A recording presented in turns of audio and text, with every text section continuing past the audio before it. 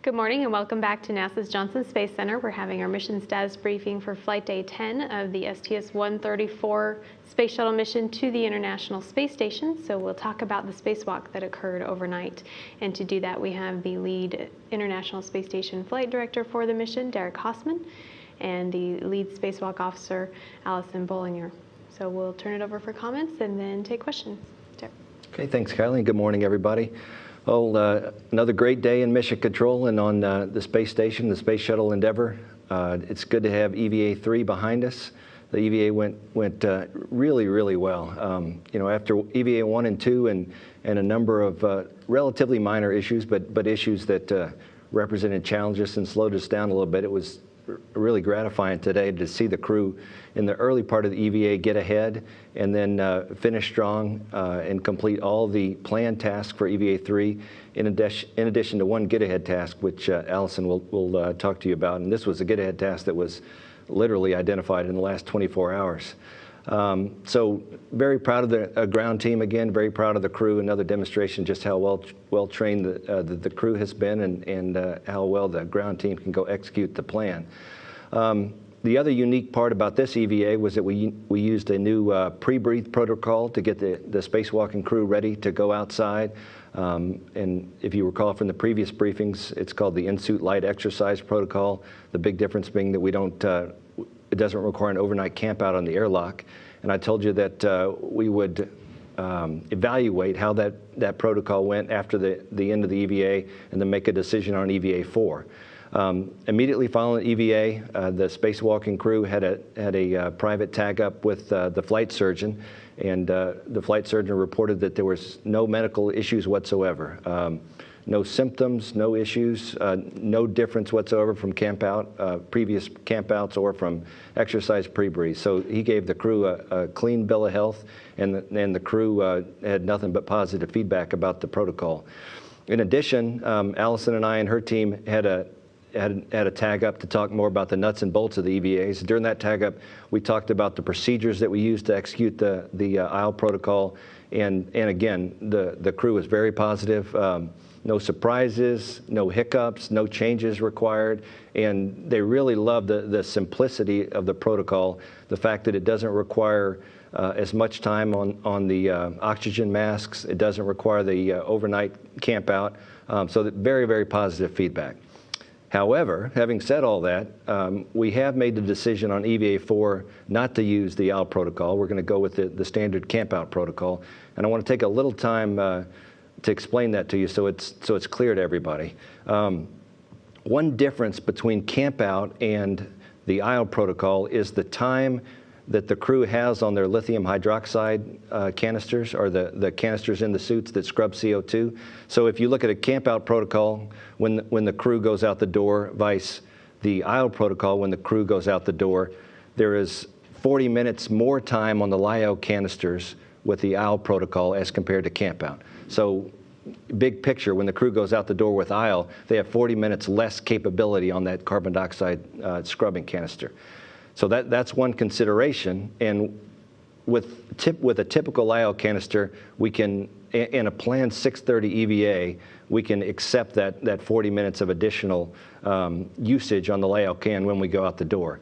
But you'll recall that on EVA4, Mike Feek's going to be EV1, so he'll be the lead spacewalker, and Greg Shamatov's going to be EV2. On EVA1, Shamatov had an issue with his CO2 sensor. After that EVA, I talked about the rules that require us to deduct LiO capability when you have that CO2 sensor problem. So, regardless of how the lithium hydroxide canister is performing, when we have that CO2 sensor problem, we are required to assume less capacity. So when you look at the 40 minutes associated with the aisle pre-breathe protocol and combine that with the possible impacts of the CO2 sensor, it would reduce the capacity of Greg's suit to the point that we might not be able to conduct a 6:30 EVA. So those are the pieces that went into the decision not to do aisle on EVA4. And I just want to emphasize that medically, procedurally, and quality of life of the crew, aisle was a complete success. And I would expect that it's going to be the EVA of choice on future EVAs. As a matter of fact, I know the the ULF-7, the 135 folks are planning that as their baseline for their single EVA. So from all perspectives, Isle was a complete success on EVA3. And with that, I'll hand over to Allison to talk about the details of the spectacular spacewalk today. All right, thanks a lot, Derek. Like Derek mentioned, Isle was a huge success this morning. I say this morning, but I guess it was actually last night. It seems like morning to me. My team actually got on console a little bit early last night to be able to watch the slow motion hokey pokey in action for real, and it was really fabulous to see that protocol that we put so much time and effort pre-flight actually come to a reality and be extremely successful. So with that said, as Derek mentioned, we had a very successful EVA3, EVA duration of 6 hours and 54 minutes. So Drew and Spanky worked their hearts out today and got all of our tasks completed, plus the get-ahead that Derek mentioned at the end of the EVA. So we started out the day with 2 crew members at the joint airlock, where we retrieved some tool bags and then headed out to the port side of the FGB, where we worked on setting up those bags and then removing some multi-layer insulation. The first kind of surprise of the day was when we were expecting to release 5 pieces of multi-layer insulation, and we actually discovered there were 7 pieces. But the crew handled this flawlessly. They were already planning on bundling those MLI pieces together on a wire tie and then temp stowing it on a Russian handrail. So they just continued with the process and just picked up the 2 additional pieces that we required. Once they were complete getting the work site prepped for the PDGF, the grapple fixture, they both headed back to the airlock and then retrieved the PDGF and its frame and its cabling, which is all one unit from the airlock, and then they worked together to inchworm that assembly back over to the port side of the FGB. We installed that. We got the 3 feet secured and soft docked, and then we hand tightened the faucet mechanism that I call it, that they use, the faucet handle mechanism to tighten down those feet. Use the cheater bar, the Russian cheater bar, to really lock those feet down, and we were good to go. Then they started working on installing the VSC, or video signal conditioner. That's a single bolt that we installed. Then they worked on routing the cables, 3 cables that came from the PDGF that were installed on the VSC, and then a 4th cable that had been pre-routed by a previous shuttle crew. We also installed that on the VSC without any incident. And then we installed a hard thermal cover that had some multi-layer insulation built into it. We installed that over top of the VSC and then ran a Russian fixed-length tether from the handle of that cover to the frame of the PDGF to help hold that cover into place. Once we were complete with the VSC install, we worked on kind of securing the PDGF worksite, and then we got started with installing the port Y jumpers, which provides the additional power redundancy to the Russian segment. The port Y jumper install went as we expected pre-flight. We had 2 connections to make on the node and then 1 connection to make on the FGB side. We had no issues with those. Once the crew was complete with those, the ground started their work to check out the new connections that we had just made, as well as put the inhibits in place for the starboard Y jumper install. Once complete with those Y jumpers, we took a tool bag and then headed back down to the lab to finish that lab external wireless communication, or EWC, task that we didn't get finished on EVA1. 2 crew members got in position and released the 3 Zeus fasteners on the micrometeorite debris shield, peeled that shield open, released some multi-layer insulation underneath that, and it was at that point in time that they coordinated with the ground to inhibit the space station UHF radio. Once those inhibits were in place, we were able to still communicate with the crew using shuttle assets. So that was good that we were able to maintain constant communication with the crew during that entire task. While underneath that shield, they demated 2 existing cables, 2 existing connectors, and installed the new cable. Then they worked together to slowly close the shield. It was during the closure of that shield, as I mentioned, there are 3 Zeus fasteners that hold that shield in place, and historically we've had a few issues with these Zeus fasteners, so the crew knew that these fasteners could be tricky, and we had also discussed quite a bit pre-flight that only 2 of those 3 fasteners are ultimately required in order to ensure that the shield is structurally secure. So the crew members were able to get 2 of those 3 fasteners installed without any issue, and they spent a little bit of time troubleshooting the 3rd fastener and discovered that the retaining wire, they believed that the retaining wire that it engages on had kind of slid out of place. And we actually had a contingency tool with us to help us with that task, but we decided on the ground, based on our pre-flight agreement, that 2 of 3 Zeus fasteners was sufficient, and in order for us to remain on the timeline, that we would just tell the crew, thanks for the effort and the few extra minutes you spent on it, but we're just gonna call it good and press with the task. And so the crew was happy to hear that. So once we successfully completed that EWC cable install, we worked on stowing the old EWIS cable, stowed that back inside the tool bag, and then we made our way back to the FGB to start working on the starboard Y-jumper install. It was while the EWC task was going on that our Falcon, our power coordinator on the ground here, who was working with the Russians, informed us that we had made successful connections on the starboard side, and they also had the inhibits in place. Successful connections on the port side, and they had the inhibits in place for the starboard side, so the crew was able just seamlessly to start working on that starboard side. We had expected the starboard side would be a little bit trickier because, as if you were paying attention to the spacewalk, Spanky mentioned the rat's nest. He's like, there's a reason they don't call it something nice like a bird's nest, but they call it a rat's nest because there are truly quite a bit of cables in that area. So Spanky had to spend some time finding the best body position to be able to actuate the connectors that he was required to release. But it was good that we were ahead in the timeline, so he was able to spend as much time as he needed to get into place. And he actually ended up calling Drew over to assist him. But after persistence and much hard work, he was able to successfully demate the connector we needed, and he installed the cap just like we required. And then the rest of that cable install went on without incident. So I was very happy to see that get completed.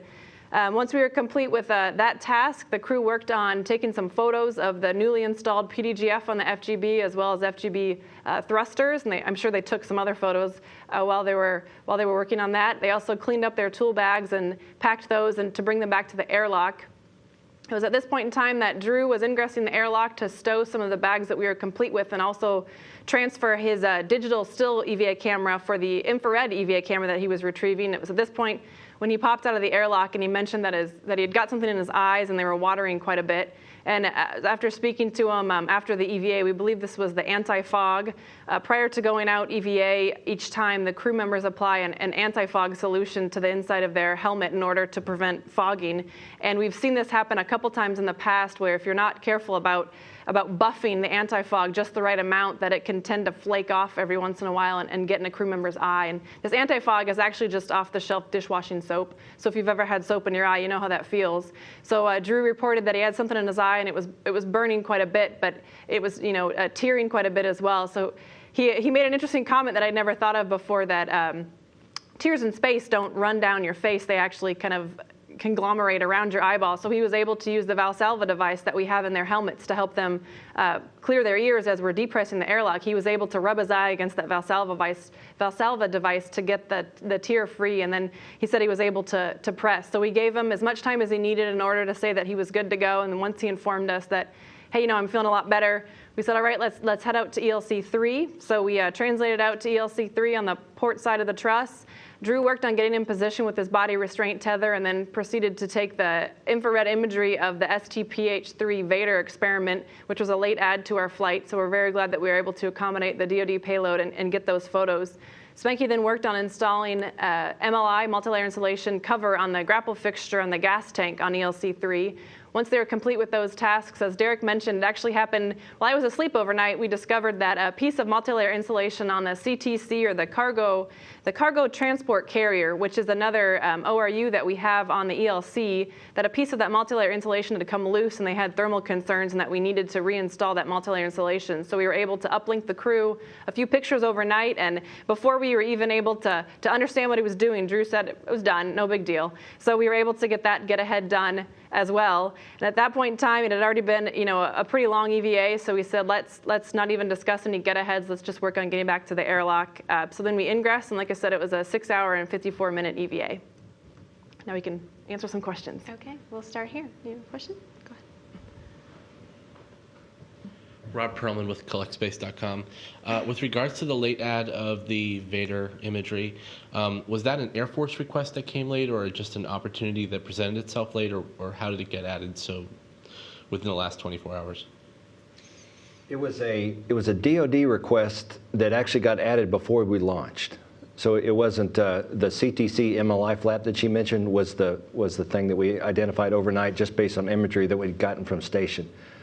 We worked with the STPH3 folks, the DoD folks, probably a week before launch when they identified an issue.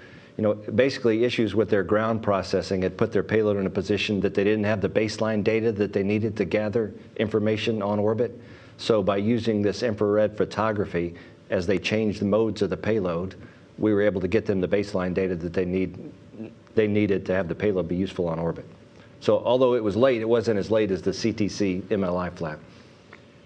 And with regards to the 1553 cable, is that something you're going to try for on EVA4, or will it be now pushed to a stage EVA? It's still on the table for EVA4. Our Orbit 3 planning team, as we speak, is talking about that.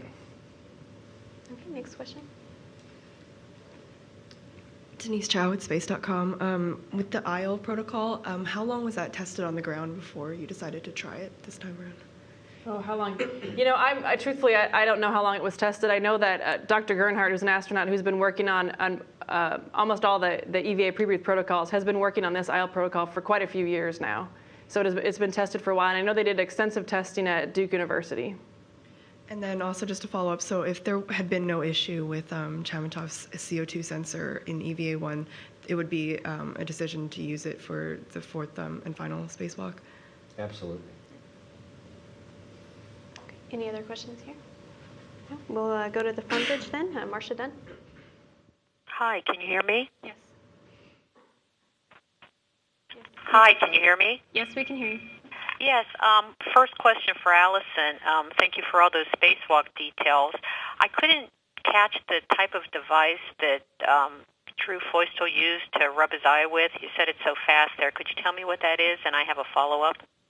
Okay, so sorry about that. I do talk fast. It's a Valsalva device. So I think they call it a Valsalva maneuver when you try to clear your ears. And so it looks kind of, it's a foam block that they adhere to the inside of their visor. And then if they have issues clearing their ears, normally if you're in an airplane and you have issues, you just pinch your nose. This kind of serves the same purpose where you can just kind of wedge your nose down into the Valsalva device to clear your ears. So he was able to actually wiggle down low enough in his suit that he could rub his eye on that Valsalva device. Oh, thank you. And a question for Derek, please. I'm just wondering what the status is, if to your knowledge, of the post-undocked pictures that the Soyuz took. There's some rumors on the internet about how that digital pictures may have been lost. I'm just looking for a status on what you know about it. You know, I thought that question might come up, so I got a status before I came in here, and the imagery from the 25S photographs are on the Soyuz, still in the Soyuz, and they'll be transported to Moscow with all the other return cargo, and they'll be processed as part of that cargo. My understanding is that we'll have access to the imagery in about a week. Thank you. So to your knowledge, it's safe inside the Soyuz still. No reason to believe that it got lost or damaged. That's correct. Thank you. Okay. Next on the line is Mark Carreau. Yes, I had a question about the PDGF, and I wondered how you imagine it might be used with the space station. Associated Press. Hello? In terms of the FGB PDGF, Mark, one example is, there's scenarios in which we would relocate the PMM, and the folks analyzing that operation think that FGB PDGF might be an ideal base for the SSRMS to do the PMM relocate. It also gives us access we don't have now to areas on the aft end of the segment, on aft end of the station on the Russian segment. So it gives us some flexibility and some additional reach with the space station robotic arm. Thanks very much. And is this the only PDGF on the Russian segment, or is there another? This will be the only PDGF on the Russian segment. Thank you. Next is Charles Atkinson. Hi, good afternoon.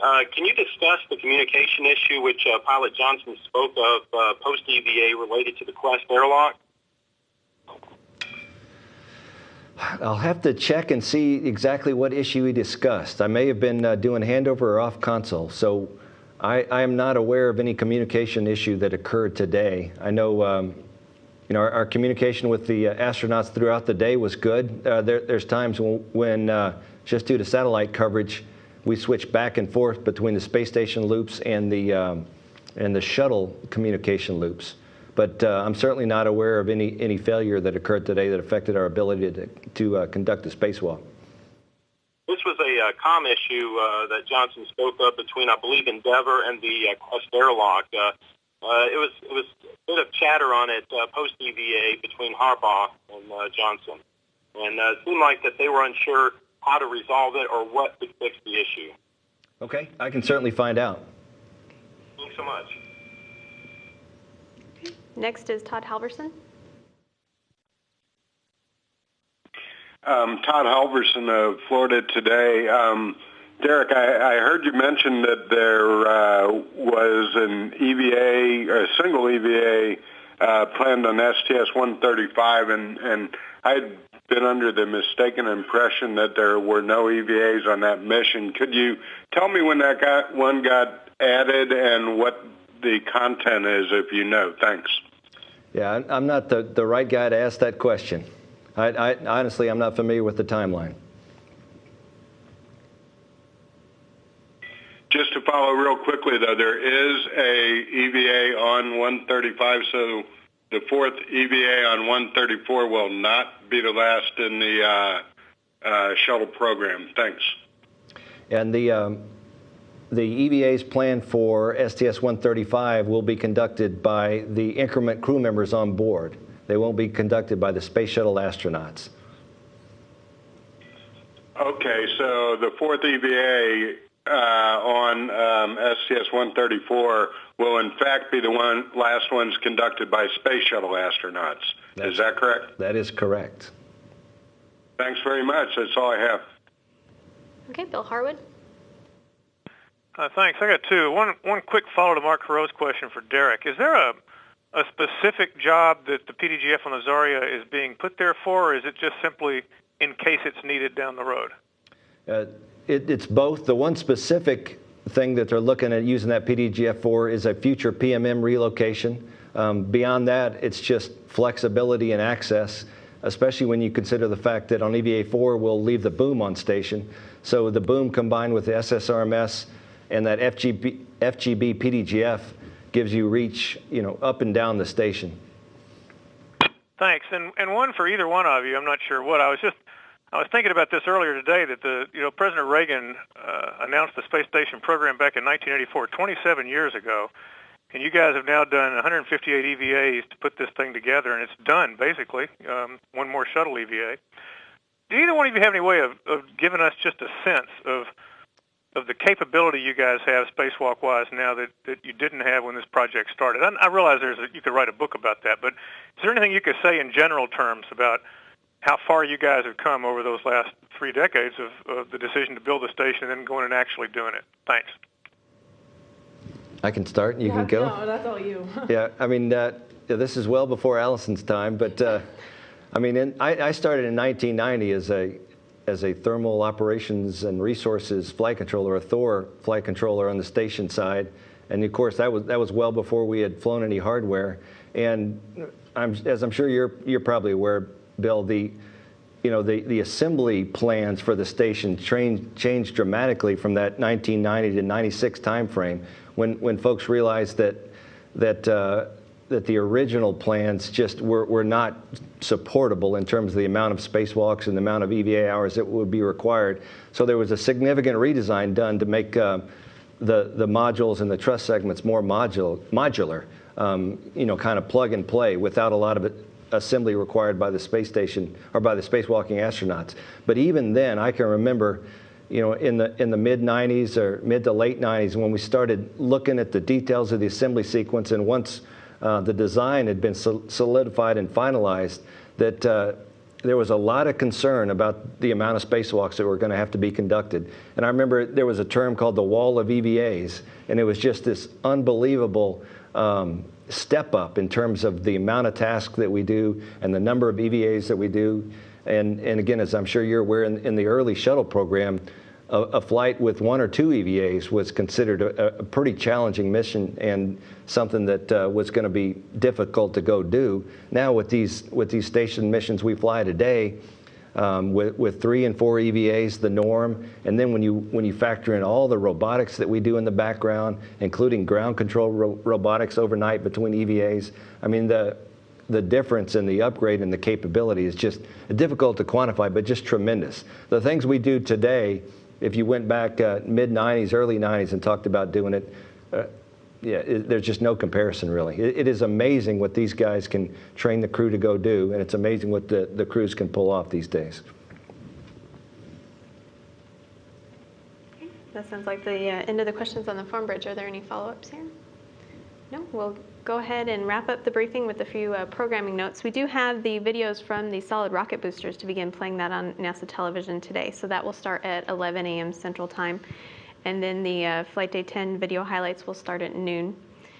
We have a video file of the Expedition 28 crew getting ready for their launch to the station with a departure to Kazakhstan. That's at 1 p.m. Central Time, including some more replays of the SRB videos. We have the ISS flight director update at 4:45 p.m. The shuttle crew and station crews are scheduled to wake together at 6:56 p.m.